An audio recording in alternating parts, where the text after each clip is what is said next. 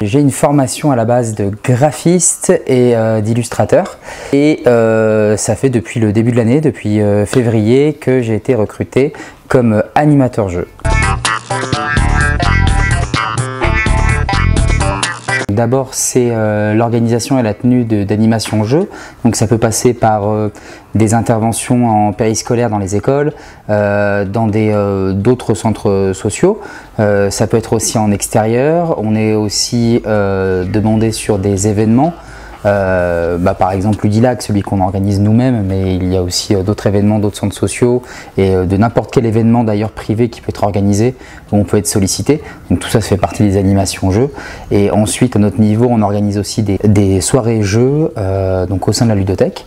Donc ça c'est vraiment la grosse partie de la mission. Et ensuite bien sûr il y a tout l'administratif au niveau de la ludothèque, donc que ce soit les permanences où on est présent avec l'équipe pour aiguiller nos adhérents, les joueurs, on leur conseille des jeux, on s'occupe des retours, des emprunts, de tout ce qui va autour de la ludothèque en fait, le même principe qu'une bibliothèque mais avec que des jeux.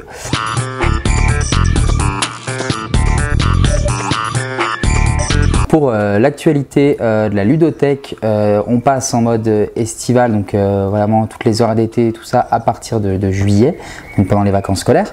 Alors il y a plein de choses de prévues, c'est tout détaillé dans la plaquette et sur internet, mais on a surtout 2 soirées jeux par semaine.